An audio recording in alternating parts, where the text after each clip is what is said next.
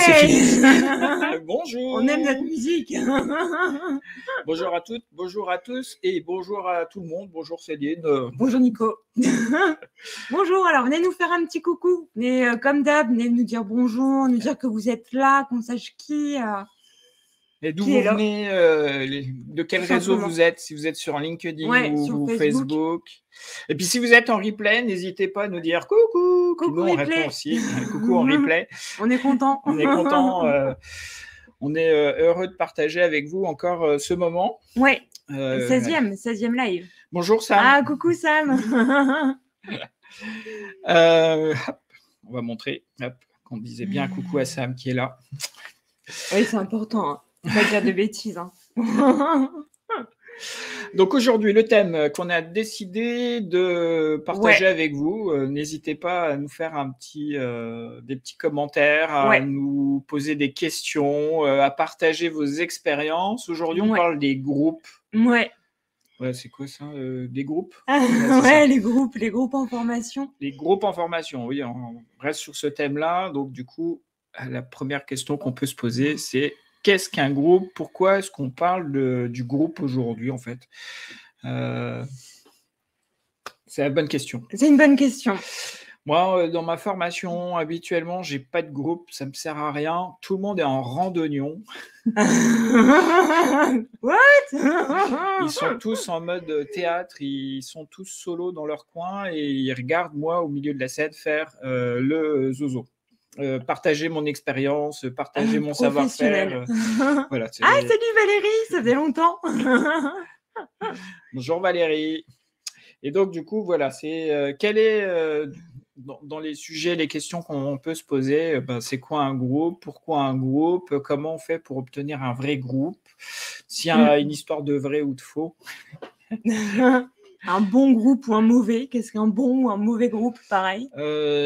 Est-ce qu'on a vraiment besoin d'un groupe en formation? C'est toujours une question aussi qu'on peut avoir. Est-ce qu'on a besoin... Combien ils sont? Est-ce qu'on fait des groupes, des sous-groupes? Aussi? Non, je t'ai dit, juste moi, un groupe, juste le groupe. Moi, tout en mode théâtre, là, hop, tout le monde est en randonnion, Ah oui, me regarde moi parce que c'est vachement important. Non, c'est une blague, hein, bien sûr. Donc, la première question qu'on peut se poser, c'est quoi un groupe et à quoi ça sert pour nous, formateurs, d'avoir des groupes? Vous avez peut-être des définitions. Éléments de réponse. Ouais, des éléments de réponse. Valérie, Sam, les autres personnes qui nous regardent. Coucou. N'hésitez pas à nous faire coucou. Pareil en replay, est-ce que vous avez des éléments qui nous permettent de dire c'est ça un groupe, c'est pas ça un groupe? Comment on qualifie les personnes qu'on a en face de nous en tant que groupe? Alors concrètement, nous, un groupe, déjà on peut faire une définition simple, non? Ouais. Un groupe, c'est juste un ensemble de personnes qui sont présentes. Des gens. Des gens qui sont là. C'est des gens qui sont là, alors qu'ils soient en virtuel ou du moins qu'ils soient à distance ou en présentiel. Un groupe, donc, c'est un rassemblement de personnes pour faire un élément, pour, en tout cas, qui partagent un moment ensemble par rapport à quelque chose. Donc, nous, dans notre cas, ils vont partager un moment ensemble pour se former. Quel que soit le type de formation. Alors, peut-être que vous faites de la formation individuelle. Là, pour le coup, vous n'avez pas de groupe. Ouais, quand tu fais en one-to-one, c'est compliqué. Ou alors, tu décides, tu fais un groupe, toi et l'apprenant, en fait. Hop, donc, du coup, vous avez un... Oui, tu changes ta casquette. Tu changes ta casquette, tu fais le groupe avec l'apprenant. Là, on va parler plutôt des groupes sur des sessions de formation où on a beaucoup de personnes. Du moins, au-delà de 2 personnes, 2 ou plus, parce qu'un groupe commence dès qu'il y a 2 personnes. Et donc, c'est quoi les éléments qui nous permettent de dire vraiment j'ai un groupe ou pas, en fait? Alors, moi, j'avais lu un article là-dessus qui était super intéressant, qui disait que pour qu'il y ait groupe, alors déjà, en amont, il y avait toute une introduction pour dire que le groupe en formation, c'était génial parce que ça permettait d'accélérer en fait les apprentissages, qu'il y avait vraiment une dynamique, un truc qui se créait autour des groupes. et justement que ça favorisait la rétention et les apprentissages. Et en fait, ce qu'ils expliquaient dans l'article, c'est que pour qu'il y ait groupe, il fallait qu'il y ait 3 choses. La première chose, c'était l'identité. En gros, on ne peut pas arriver comme ça dans une formation, avoir des gens qui ne se connaissent pas et dire bon bah vous, je vous mets en groupe sans faire des présentations, ce qui paraît logique. Clairement, moi, si j'arrive pas à identifier qui est en face de moi, je vais avoir du mal à former un groupe et à être on y va. Super, on y va, vas-y. C'est ça. Alors donc l'identité, c'était le premier élément. Le deuxième élément que j'avais vu, c'était l'énergie. Et en gros, ce qu'ils expliquaient, c'est que le rôle du formateur. Non, c'est ça l'énergie. C'est ça. Bonjour Olivier. Bonjour Olivier. En fait, le formateur, il faut quand il crée ses groupes, il faut qu'il observe ses groupes et qu'il puisse identifier si à un moment donné, il doit intervenir ou si l'énergie est bonne et si elle se fait toute seule, ok, il reste en retrait. Et s'il sent qu'il y a des tensions, s'il y a des choses qui ne se passent pas bien, là, c'est à lui d'intervenir. Et du coup, le formateur, il est là pour justement s'assurer que l'énergie est bonne et que l'énergie va au bon endroit. Et le troisième élément, et ça, je n'y avais pas pensé, c'était il faut que le groupe ait un but commun. Alors, en gros, donc c'est pareil, c'est au formateur de donner une mission au groupe. Et c'est peut-être dans le groupe, peut-être que les gens n'ont rien à voir les uns avec les autres, peut-être qu'ils n'ont aucun point commun. Ils se connaissent ni d'Ève ni d'Adam. Ouais, surtout quand on fait public, une formation ouverte. Ouais, c'est clair. Par contre, si on fait une formation en entreprise, par exemple, où les gens peut-être travaillent ensemble, donc là, c'est un peu différent. Mais... Ouais. Et ouais. Et là, du coup, en fait, pareil, le but, le rôle du formateur, c'est de donner un objectif commun au groupe. Donc, trois choses pour créer un groupe d'apprentissage: l'identité, l'énergie, le but commun. Et je pense au but commun parce que j'ai été pendant un peu plus de 9 mois, pendant le temps d'une grossesse, formatrice sur du CLEA. Du CLEA, en fait, il y a 7 domaines de compétences. En gros, les stagiaires arrivent, ils passent l'examen CLEA et en fonction des résultats, ils vont avoir des domaines à retravailler avec le formateur. Et du coup, sur 12 personnes, sur 12 stagiaires, on a 12 parcours individualisés. Donc, déjà, c'est chaud, chaud. C'est clair, si chacun a son parcours à lui, mais qu'en fait, on a juste rassemblé les gens pour mutualiser le temps et le coût du formateur. Ouais, c'est ça. En fait, c'est le formateur qui se retrouve un peu dans la mouise. À faire 12 formations. À faire 12 formations en parallèle, en même temps. Tout juste s'il n'a pas 12 salles et puis en fait, il court d'une salle à l'autre. Bah ouais, non, mais clairement, ça aurait pu être ça, tu vois. Mais non, là, question argent, on met les 12 dans la même salle, tu vois. Une petite salle bien serrée. C'est ça, bien au chaud. Bien au chaud. Et du coup, en fait, c'est pour ça que je pense au but commun. Parce que même si l'objectif commun, ça peut être d'obtenir la certification CLEA, chaque apprenant a peut-être une matière à plus travailler que l'autre, peut-être parce qu'il y avait des matières, des sous-matières, c'était hyper compliqué. Et du coup, c'est ça, comment est-ce qu'on peut comment est-ce qu'on peut créer des groupes et créer des buts communs avec des personnes où on a comme ça des parcours différents. Ok. Ça permet d'introduire la notion d'évolution du groupe, en fait. Est-ce que réellement, il y a une évolution du groupe pendant la formation? Ouais. Est-ce que le fonctionnement du groupe évolue? Qu'est-ce que vous en pensez, vous? Est-ce que vous voyez des évolutions dans vos formations entre le moment où on démarre, là, où on a rencontré les gens, jusqu'au moment où on se sépare, où on se dit au revoir, c'était sympa, merci, c'était génial la formation. On reste en contact. On reste en contact, et puis un an plus tard, on mange ensemble. Il dit ah, tu te souviens, c'était génial comme ça, on avait fait tel truc. Dites-nous en commentaire qu'est-ce que vous avez, si vous voyez des évolutions dans vos groupes entre le moment où votre formation démarre jusqu'au moment où celle-ci s'arrête. Bien sûr, si vous êtes en replay, comme d'habitude, un petit mot replay. Ah, Sam nous dit généralement, c'est devenu des amis par la suite. Top. Donc, il y a forcément une évolution. On a nos roues qui se... voilà. Nos roues de fauteuil, pardon. Les roues de fauteuil. Donc, du coup, l'évolution existe. Il y a une évolution qui existe et la caractéristique, on peut se poser la question, mais est-ce qu'on est capable d'identifier les différentes phases du groupe? Est-ce qu'il existe des phases déjà? Et entre le moment où c'est des inconnus qui se connaissent à peine les prénoms et le moment où ils deviennent amis, c'est ça? Ouais, est-ce que ça existe? Est-ce qu'on est capable de ça, de pouvoir voir cette évolution tout au long, et est-ce que nous, on a une influence dessus, en fait? Je pense qu'on peut amener le groupe. Et alors, il existe plusieurs modèles, et il y a une modélisation qui a été faite sur le fonctionnement d'un groupe ou d'une équipe, sachant qu'il y a une différence entre groupe et équipe. Une équipe, on a vraiment un but commun, c'est-à-dire qu'on va se focaliser sur un objectif. C'est même plus qu'un but, c'est un objectif commun. Donc, gagner la Coupe du Monde, par exemple. Valérie, oui, pour les formations longues. Mais est-ce que vous le voyez aussi pour les formations courtes? C'est quoi ce que tu appelles une formation courte? Combien de temps? Une journée, allez, on peut même aller à 2 heures, 1 heure de formation. Ah ouais, 1 heure de formation, c'est chaud.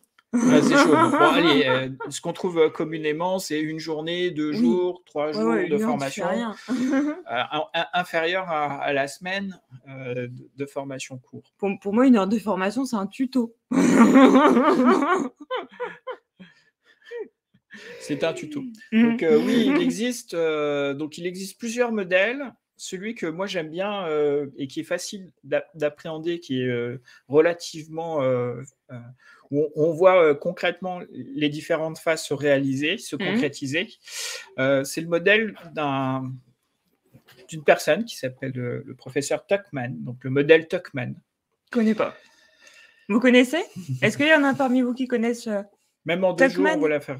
Voilà. Est-ce qu'il y a des gens qui connaissent le modèle de Tuckman, par exemple? Alors, comment on s'écrit Tuckman? Ça, c'est toujours la bonne question.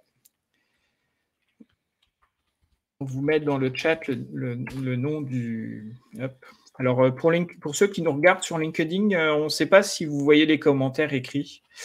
Mais Superman, oui. Alors, Superman. Ouais, moi aussi. Il y a Spider-Man, Wonder Woman. Voilà. Alors, pour nous, c'est Tuckman. Voilà, c'est le nom du professeur Tuckman. Vous pourrez regarder, faire une recherche sur Google. Et en fait, il a modélisé, et on utilise souvent ce modèle-là, pour identifier... C'est en anglais, c'est encore en américain. Ouais, c'est pas en France. Ça, ouais. Je vous rassure, c'est pas... voilà. Donc, il y a 5 phases. Hop. Il y a 5 phases qui sont utilisées, et c'est facile. Le premier, c'est ce qu'on appelle la phase de forming. C'est-à-dire que c'est les gens qui se forment à créer le groupe. Donc, c'est souvent le démarrage. Vous savez, le moment où on fait le tour de table. Ah non, nous, on ne fait pas de tour de table. Vous vous souvenez, des lives, on vous a dit qu'on avait plein de mécaniques pour amener. Justement, pour cette phase-là, on va utiliser ces techniques. Les gens, ils se rendent compte, ils se perçoivent pour la première fois. Vous avez peut-être fait un icebreaker, tout ce genre de choses. Donc là, c'est forming. Les gens, ça s'appelle forming. Quand ils discutent, ils restent très polis. Ils sont très polissés. Bonjour Fernando. Bonjour Fernando. C'est très polissé, c'est très... disons, on se dévoile pas trop ce qu'on pense. D'accord. Peur d'être jugé, peur de la confrontation. Et ça, c'est souvent au début, au démarrage. Et puis, dès qu'on va commencer à mettre en place des activités de sous-groupe, là, pour le coup, ou même activités de groupe, s'il n'est pas trop gros. Du coup, on va avoir une deuxième phase qui va s'instancier, qui va se mettre en place au sein de ce groupe-là. C'est le moment de la tempête, si je fais la traduction, c'est le storming. C'est une phase où les gens vont commencer à confronter leurs idées et se positionner et donner leur position. Donc, on va avoir des échanges qui vont se créer. C'est important pour nous en formation d'avoir cette phase parce que c'est là où les gens vont commencer à créer des liens entre eux et surtout, ils vont pas avoir, ou en tout cas moins peur, d'échanger sur du contenu. Alors, quand on est sur des formations longues, c'est pas grave si cette phase, entre guillemets, dure. Et puis, forcément, sur la partie forming, on va essayer de la réduire le plus possible. Alors, la première phase, si je comprends bien, c'est le côté où tu montres que ce que tu as envie de montrer. Oui, tout à fait. Aux autres. Et la deuxième phase, c'est celle où tu gagnes en assurance et du coup, tu oses donner ton avis et tu oses échanger sur des sujets. Oui, tout à fait. Tu oses te positionner et dire non, moi je ne suis pas d'accord, on peut faire comme ça. ou au contraire, on va commencer à voir apparaître des extravertis qui vont dire on peut, et les leaders, on peut aller dans cette direction-là pour faire résoudre le problème. Cool. Et on a besoin d'eux pour justement faire ces ateliers. D'accord. Ensuite, on a une phase qui peut ne pas apparaître. Suivant la durée, suivant comment vous avez monté votre groupe, c'est une phase qui va être peut-être pour un groupe, pour une formation plus longue, le norming. C'est que des noms en ing. Ouais, c'est que des noms en ing. Bonjour Orcus. Bonjour. J'adore ta photo de profil Orcus. Ça décoiffe. Donc cette phase-là, les gens commencent à se connaître, ils ont ils commencent à avoir une vision des positions des uns et des autres. Et en fait, de façon informelle, des règles de fonctionnement de groupe se mettent en place. Par exemple, une des choses que les gens peuvent avoir, c'est vous partez en pause. Le formateur, tout le monde part en pause, ou vous partez à la fin de journée et puis vous laissez passer le week-end, vous revenez. Et puis la femme de ménage a tout nettoyé, donc il n'y a plus rien qui traîne. Oh la vilaine. Oh la vilaine. Elle a fait son travail tout simplement. C'est quand même agréable de voir une salle de formation toute propre.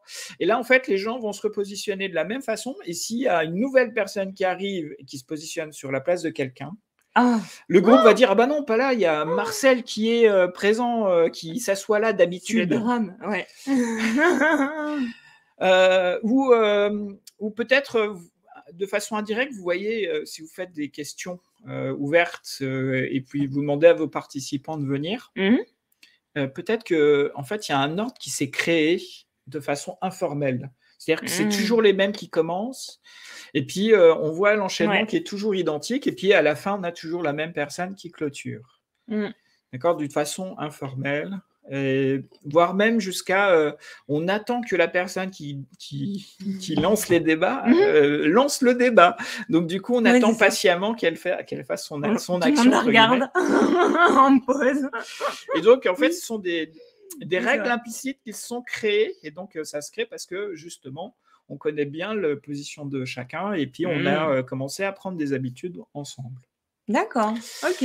Et puis après, le modèle étant fait aussi pour beaucoup les équipes, on parle de performance, de performing. Encore un ing. Encore un ing, c'est le fait de faire en courant. Donc la performance, c'est dans le groupe et c'est possible pour des formations longues. Au-delà de plusieurs mois, on est capable d'aller chercher la performance du groupe d'apprentissage. Ouais. En fait, c'est n'importe qui dans le groupe. On a une décision à prendre. Par exemple, vous voulez aller déjeuner. Oui. Vous connaissez à peu près le groupe maintenant, vous savez qu'il y a des règles, vous connaissez les goûts des uns et des autres. Et bien, à ce moment de performance, pour vous donner juste un peu une idée, c'est que n'importe qui dans le groupe va proposer quelque chose qui va satisfaire tout le monde, en fait. Et que n'importe qui aurait pu proposer aussi le restaurant. Tellement les gens ont appris, se connaissent les autres qui sont capables. D'accord. Et dans les ateliers ou les sous-groupes, etc., on va avoir le même type de comportement qui va se créer. Mais ça reste quand même... C'est le collectif, en fait. Un collectif c'est l'idée de collectivité, de... Vas-y, dis-moi. Aidez Céline, elle a du mal à trouver son mot. Non, mais le feeling, vous savez, de... Ouais, non, mais je comprends ce que tu veux dire. Voilà, c'est ça. On se connaît, entre guillemets, tellement bien. Hein, c'est un peu comme un vieux couple. Voilà. J'ai pas besoin de le dire qu'automatiquement Céline le fait. Ouais. Eh bien, c'est pareil. En fait, dans le groupe d'apprenants, on va se rencontrer qu'il y a des moments, peut-être que pour certains exercices, les gens n'ont même plus besoin d'échanger et se partagent l'activité en fonction des compétences des uns et des autres. Ouais. Et là, c'est la partie performance. Bien sûr, dans ce modèle-là, c'est qu'un modèle, hein, c'est pour nous aider à comprendre comment ça fonctionne, comment ça évolue, comment ça évolue. Et puis la dernière étape, c'est le moment où les gens se séparent. Oh, oui. Adjourning. Encore un mot en ing. J'aime pas, moi souvent j'ai des stagiaires qui pleurent et tout, mon petit cœur. Oh.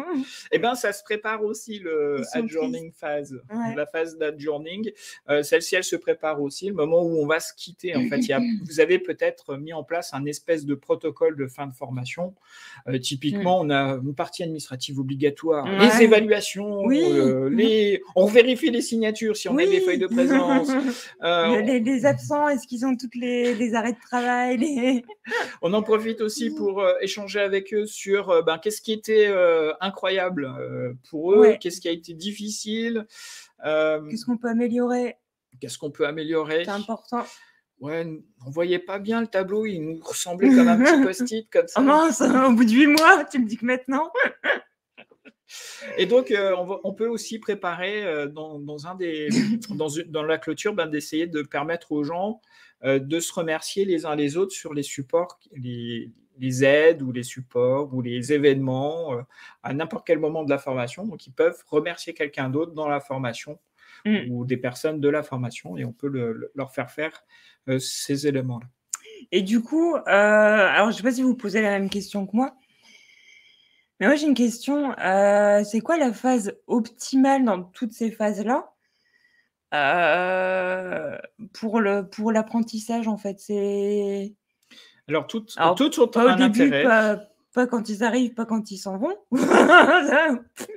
Et il faut imaginer comme c'est un modèle, on n'est pas tout le temps dans la même phase, tout le temps, et pas tout le temps en fonction des activités qu'on mène. On mène une nouvelle activité, peut-être qu'on n'a pas encore l'idée. Les gens on revient en arrière, on redescend pour progresser et ainsi de suite. Et puis, bien sûr, si vous avez des apprenants qui s'absentent ou des personnes ont été absentes au début et qui viennent réintégrer le groupe, vient modifier aussi la configuration du groupe. Ouais, ok. Et donc, peut-être que des nouveaux pôles d'influence internes au groupe vont arriver, vont se matérialiser au sein du groupe. Ok. Donc ça évolue tout le temps en fonction des activités qu'on mène. Et là, c'est vrai qu'on peut se poser la question, est-ce qu'il y a des éléments environnementaux qui vont favoriser un événement, un modèle, ou en tout cas un moment plus opportun pour l'apprentissage ou pas en fait. Le premier, c'est peut-être le premier qu'on peut imaginer, c'est la salle. Hein, j'aime bien parler des salles, j'adore. Voilà. Est-ce que la salle a une influence? Est-ce que vous pensez que la salle a une influence en fait? Est-ce que vous avez... dites-nous. Alors, une influence sur quoi? Sur le groupe? Sur l'effet de groupe et la façon dont le groupe se comporte. D'accord. Est-ce que pour vous, la salle a une influence? Alors la salle, ça peut être la disposition des tables, des chaises, du bureau. Des fois, on se retrouve dans des vieilles salles de classe, bureau du professeur. Ouais, c'est ça. On est sur le feu de la scène, comme on dit. Ouais. Ça peut être l'emplacement du tableau, tant qu'on y est. Du paperboard, des paperboards si on a la possibilité d'en avoir. La façon dont les apprenants se positionnent. Ouais. Ça peut être l'environnement. On a Sam qui nous dit oui. Si elle est lumineuse. Si elle est lumineuse, ouais. Les gens sont réveillés. Ah, mais moi, j'adore le mode présentation. C'est-à-dire qu'on a juste l'écran qui est allumé, et puis on a des slides qui rétro, passent. tu sais, le vieux truc là où tu fermes les volets, tu mets le rétroprojecteur et puis là, les gens, ils se mettent à côté du radiateur et puis ils vont être tout doucement bercés par la voix du formateur jusqu'à... C'est ça. Et puis, oui. Mon Dieu. Ça m'est déjà arrivé de suivre ce type de formation et de m'endormir. Et j'étais au premier rang. Alors, on a Fernando. Ne dors pas, Nicolas. Alors, il me parle de Jean Lassalle, d'accord? Jean Lassalle a une mauvaise influence en politique. Ok. D'accord, ok. Donc, du coup, oui, Lassalle va avoir une influence sur le fonctionnement du groupe. Imaginez, vous êtes dans une salle Jean Lassalle. Ah, j'avais pas compris la Jean vanne. Lassalle, oui. Oh là là, Fernando. Non, mais Céline, elle n'est pas très douée pour les jeux de mots. Moi, je suis nulle en blague. T'avais compris, toi? Oui, Jean Lassalle. Pardon. Bon, après, voilà, il y a une influence en politique, qu'elle soit bonne ou mauvaise, mais ça a une influence sur le fonctionnement du groupe. Sur la formation, voilà. Et donc, du coup, oui, la disposition des gens dans la salle peut avoir une influence forte. D'ailleurs, on le voit quand on forme en entreprise, comment les gens se positionnent dans la salle. Ouais, c'est vrai. Oui, le petit farceur Fernando.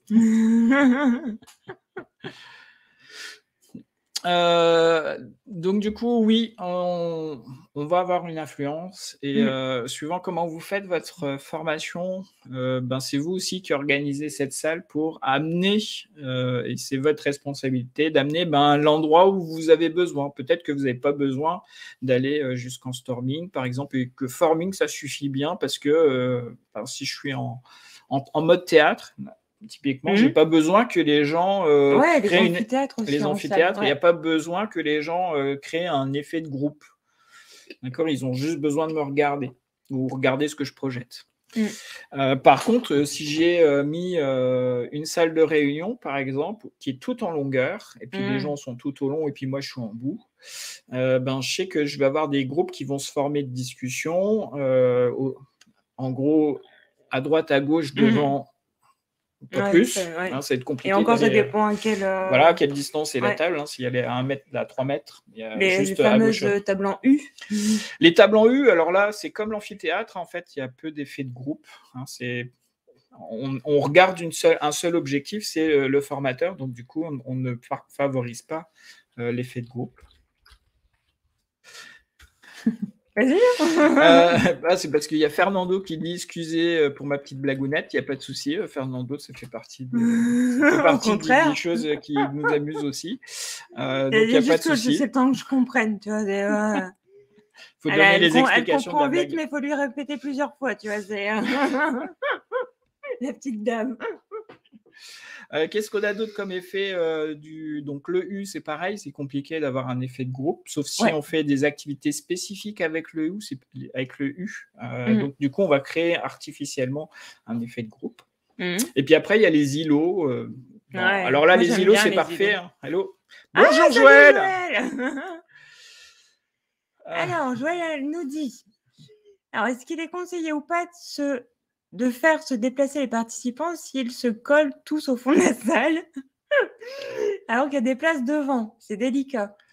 Alors, après, ça dépend comment vous faites votre formation. Je peux vous donner une petite astuce. Alors, moi, je fais des îlots. Au début, je laisse les gens s'installer. Et puis après, on fait une première activité. En fait, je m'amuse à mettre en ligne les gens physiquement. Il faut les décoller du Merci Sam pour Il faut les mettre en ligne. Vous posez une question du type donc je me positionne ici. Celui qui est le plus proche de moi, c'est celui qui habite le plus proche de l'endroit où on est. Et puis après, chacun va se positionner par rapport à la distance. Plus je suis éloigné et plus... Tu fais avec Mappy alors? Tu comptes le nombre de... Voilà, après... dans la salle, hein, ils se mettent les uns à côté des autres. Puis après, on va poser une deuxième question par rapport au thème de la formation. Donc, on va chercher de savoir qui est super expert. Et là, je fais l'inverse. Si tu es super expert et que tu peux me remplacer, viens te coller à moi. Et puis après, on tire une ligne comme ça jusqu'au grand débutant. Et puis pardon, hein, mais du coup, désolé, hein, mais tu vois, salle où les gens vont au fond. Enfin, je sais pas, moi, ça me fait vachement penser à l'école, tu vois. Moi, à l'école, j'étais la première à aller au fond de la classe pour pas être interrogée, tu vois, de peur qu'on me remarque. Et donc, du coup, pour finir, oui, malheureusement, c'est le modèle qui était souvent emprunt pour les gens. Hein, c'est une empreinte forte. Il faut leur dire, hein, vous êtes en formation, ça va bien se passer. Et donc, du coup, je demande qu'ils reconstituent les groupes et donc les îlots avec une personne qui a le plus de connaissances et une personne qui a le moins de connaissances, puis après, deux personnes qui ont une connaissance intermédiaire. Et donc, du coup, les gens se reconstruisent en groupe. Donc là, du coup, il n'y a plus personne qui. Comme ça, tu essaies d'équilibrer tes groupes, en fait. Bah oui, moi, mon objectif, c'est d'être un peu. Comme je suis un peu feignant, du coup, j'espère que celui qui en sait un peu plus, il peut répondre aux questions que je n'ai pas besoin, en fait. Ouais, oui. Et du coup, c'est pareil, ça permet un équilibrage pour toutes les activités. Hein, c'est dans l'idéal. Les îlots, après, c'est pas. Malheureusement, c'est pas toujours possible, dans le sens où des fois, tu as des salles et. Moi, je sais que c'est déjà arrivé où j'étais en salle et j'étais frustrée. J'avais prévu mon anime où, comme toi, je faisais des îlots. Je suis arrivée en formation, donc j'avais une salle. Non, c'était pas en U, c'était vraiment type prof. Tu avais le bureau et puis après, tu avais des élèves comme ça, tu sais, qu'ils étaient parqués.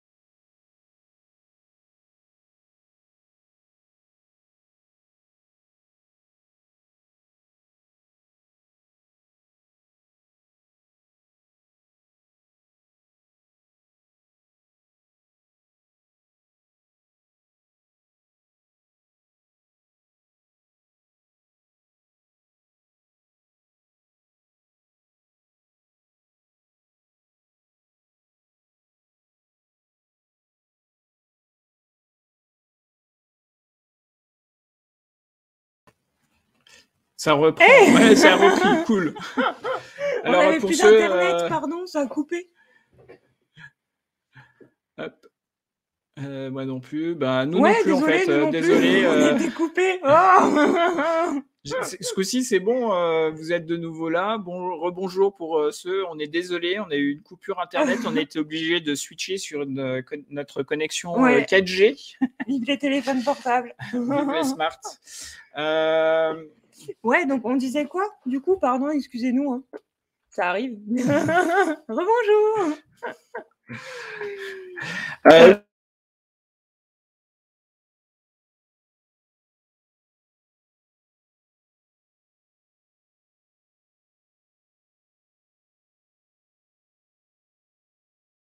Qui commence à être faible.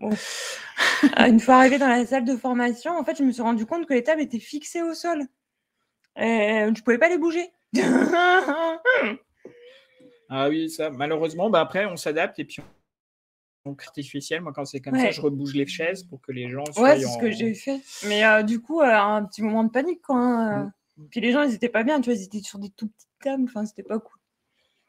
Bon, c'est tout. Du coup, il vaut mieux aller au resto. Ouais.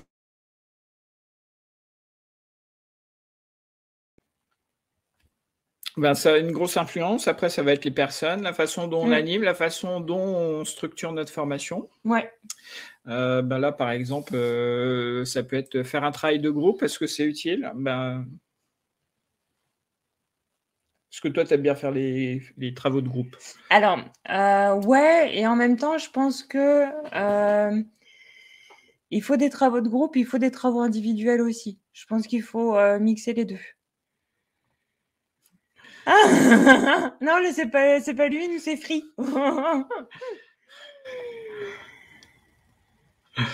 Ouais. Bah ouais, désolé Sam, on partage la connexion avec le téléphone et du coup c'est peut-être pas l'idéal, c'est moins bien. Ouais, donc je disais les travaux de groupe, ouais, mais moi j'aime bien faire les deux. Des travaux de groupe, des travaux individuels? Ouais, travaux individuels et travaux de groupe. Travaux de groupe. Et pareil, les groupes à différentes tailles, tu vois.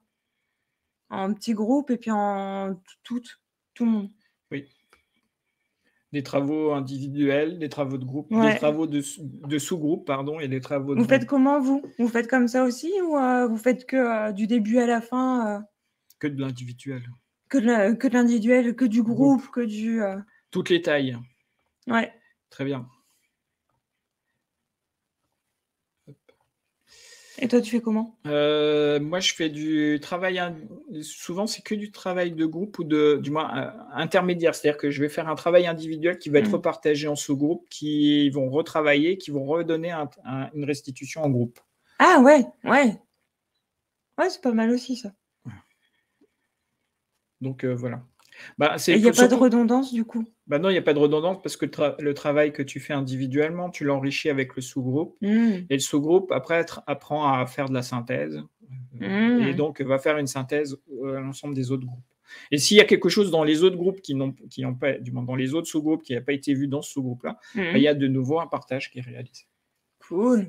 C'est bien, ça, c'est enrichissant. C'est top. Yes. On arrive au bout, non? Ouais. Est-ce que vous voyez d'autres choses? Ah, j'aime bien mixer les travaux de groupe et individuels aussi, comme toi, Céline. Ouais. Mais c'est vrai que, tu vois, j'y pensais pas ça avec une même activité. Elle a commencé en indiv, après en sous-groupe et puis en groupe, c'est bien. On arrive au bout. On a même encore dépassé. C'est encore moi qui ai préparé. Non, on n'a pas dépassé, c'est à cause de la connexion. Très bien. Tant mieux. La fille de mauvaise foi, tu sais. Non, mais tant mieux. Je ne suis pas à la seconde presse, pas très grave. On est content d'être avec vous. En plus, c'est super. Ouais, on aime bien nos lives. C'est un moment de partage sympa. Ouais. Merci, Joël. Oui, c'est une bonne astuce. Ouais. Si vous avez... As-tu mis le smiley? As-tu mis le smiley? As-tu mis le petit... Non, tu mimes. Tu mimes le smiley? Toi. C'est toujours la faute à quelque chose d'autre. Parfait. Ouais. Moi, j'aime bien, c'est plus facile. Typiquement féminin, ça me cherche pas, j'ai raison. Du coup, on arrive au bout. On est content d'avoir partagé avec vous quelques astuces pour les groupes et puis de partager aussi cette vision qui est on a une évolution du groupe qui existe. Ouais. La semaine prochaine, Oui, on fait quoi la semaine prochaine? J'ai déjà oublié. La semaine prochaine, on a dit qu'on parlait des statuts, les statuts des formateurs. Des statuts comme ça? Non, arrête. En fait, on a vu que sur les réseaux, il y avait beaucoup de questions sur ah bah je suis formateur, quel statut je prends, tu vois. Et du coup, on s'est dit qu'on allait faire un live là-dessus pour voir avec vous les différents statuts qui existaient et ce qu'on en connaissait. Voilà. Et puis, venez avec vos questions. Ouais. Nous, on viendra avec nos réponses. Ouais. Et si vous venez avec des réponses, nous, on viendra avec aussi des questions. D'accord. Cool. Du coup, si vous avez aimé ce live, n'hésitez pas à nous faire des petits pouces aussi, comme ça, à le partager. À partager à ceux qui ça pourrait intéresser de savoir comment fonctionne le groupe, si ça a une influence ou pas, et puis de rameuter des gens la semaine prochaine pour parler du statut de formateur, ça va être bien parce que c'est vrai de l'indépendant, salarié, pas indépendant, mi-salarié, mi-indépendant, le portage, etc. Que des statuts incroyables. Et puis voilà, on vous souhaite de passer un bon appétit si vous n'avez pas mangé en même temps que de nous regarder. Nous, on va aller manger. Et puis bonne fin de semaine et puis à la semaine prochaine. À jeudi prochain. Bye. Bye.